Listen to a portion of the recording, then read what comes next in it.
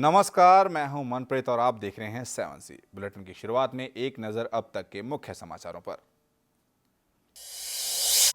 बाबा रामदेव का भूख हड़ताल के लिए फैसला बरकरार। केंद्रीय मंत्रियों ने की बाबा रामदेव को सत्याग्रह न करने की अपील। पूर्व हॉकी खिलाड़ी प्रगट सिंह ने सरकार से की मांग, राष्ट्रीय खेल हॉकी को फिर से मिले उसका रुतबा। 100 दिन का दिया अल्टीमेटम।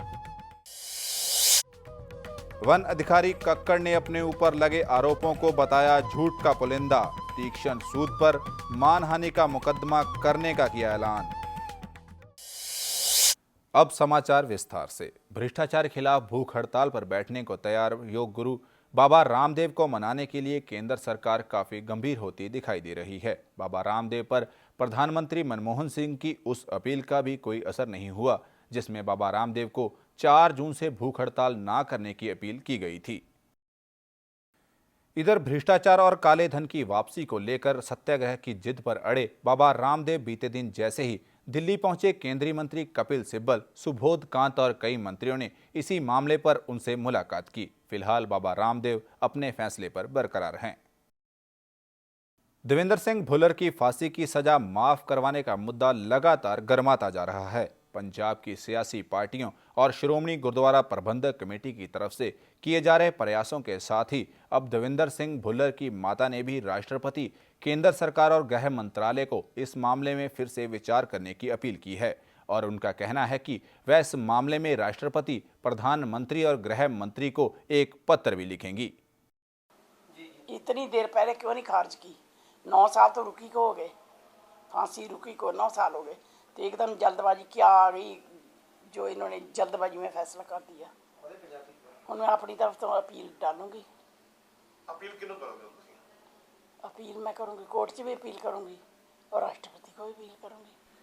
देवेंद्र सिंह भुल्लर की माता ने समूह सिख जथेबंदियों से भी मांग की है कि वह इस मामले में सरकार और राष्ट्रपति से अपील जरूर करें ताकि भुल्लर की फांसी की सजा को माफ कर दिया जाए। मैं सारी कम्यूनिटी ਨੂੰ, सारी सिख जगत ਨੂੰ यही अपील करूंगी कि वो सारे एकजुट होके इस दी पैरवाई करन और इस बेइंसाफी ਨੂੰ ਜਿਹੜਾ ਹੈ ਉਸ ਨੂੰ ਸਮਝਣ और समझ के इस दे बारे विचार करके राष्ट्रपति तक अप्रोच करन, सोनिया गांधी तक अप्रोच करन, मनमोहन सिंह तक अप्रोच करन, प्राइम मिनिस्टर तक, और गृह मंत्रालय तक अप्रोच करन और उसके बाद अगर वो कोर्ट में कर सकते तो कोर्ट में भी कर। दिल्ली में हॉकी के पूर्व खिलाड़ी प्रगट सिंह ने खेल मंत्रालय से अपील की है कि वह राष्ट्रीय खेल हॉकी के गिरते स्तर को रोकने के प्रयास करें। प्रगट सिंह ने एक प्रेस कॉन्फ्रेंस में कहा कि सरकार हॉकी के खेल को उसका रुतबा दिलाने के लिए पहल करे। हॉकी से जुड़ी अपनी कई मांगों को लेकर उन्होंने सरकार को चेतावनी दी है कि अगर 100 दिन के भीतर उनकी मांगों को नहीं माना जाएगा तो 29 अगस्त को वो भूख हड़ताल पर बैठ जाएंगे। साबका हॉकी खिलाड़ी और भारतीय टीम के साबका कैप्टन प्रगट सिंह एक बार फिर कौमी खेल हॉकी के हक में उतरे हैं। उन्होंने सरकार और खेल मंत्रालय को हॉकी के खेल को फिर से उजागर करने की मांग की है और 100 दिन का अल्टीमेटम दिया है। प्रगट सिंह ने सरकार को हॉकी की राजनीति बंद करने की अपील की और अपनी कुछ मांगे रखी।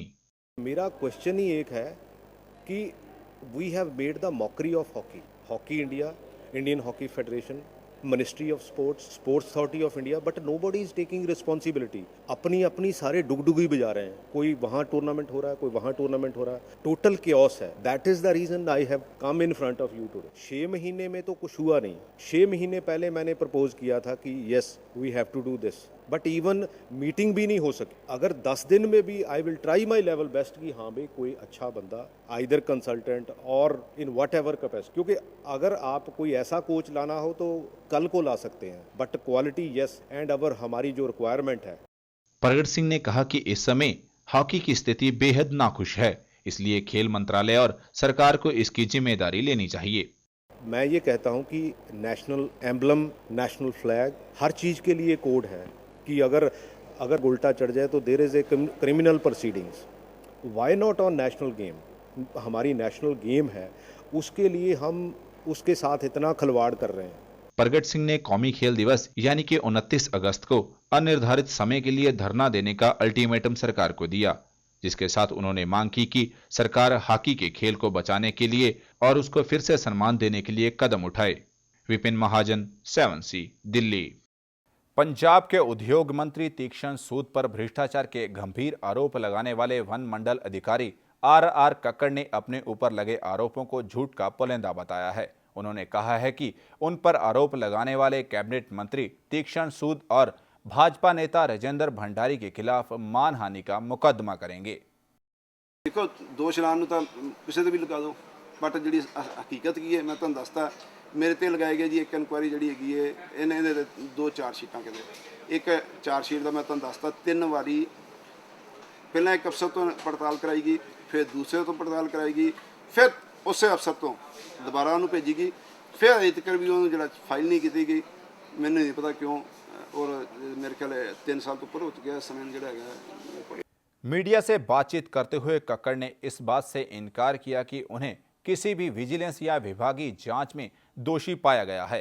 उन्होंने यह माना है कि साल 2006 में उनके खिलाफ विजिलेंस जांच के आदेश हुए थे, लेकिन यह जांच सिर्फ उनके खिलाफ नहीं बल्कि पूरे होशियारपुर डिवीजन के खिलाफ की थी। उन्होंने बताया कि इस जांच में उन्हें निर्दोष करार दिया गया था। बेटा जी, एक तो जो मेरे ते एलीगेशन लगा रहे थे कि कोई 28 करोड़ की जी विजिलेंस इंक्वायरी चल रही है।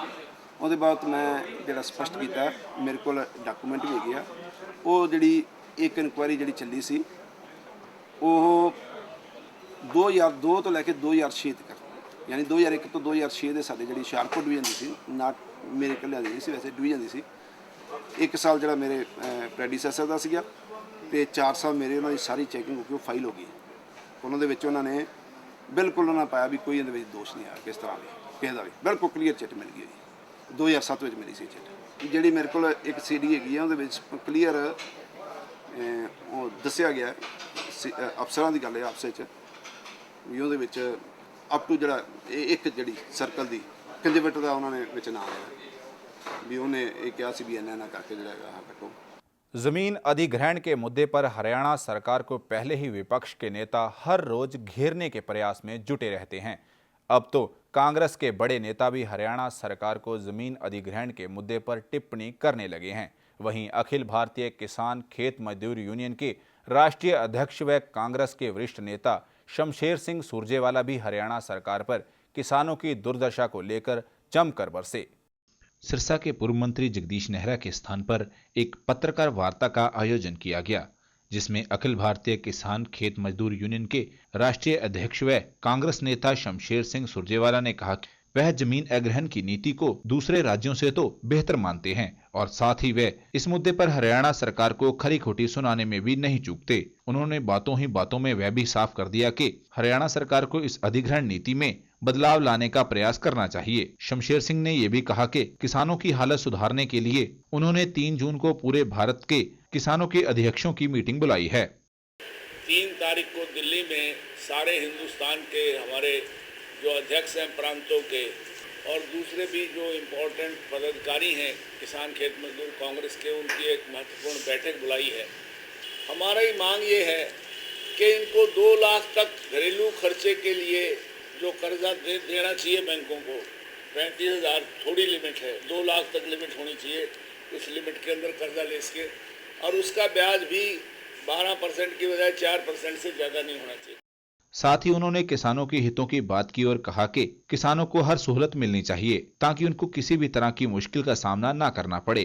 शमशेर सिंह सुरजेवाला ने कहा कि कांग्रेस के कार्यकर्ता सबसे ज्यादा सिरसा में हैं, फिर भी उनके साथ बहुत अनदेखी की जाती है, जिसका उनको बहुत दुख है।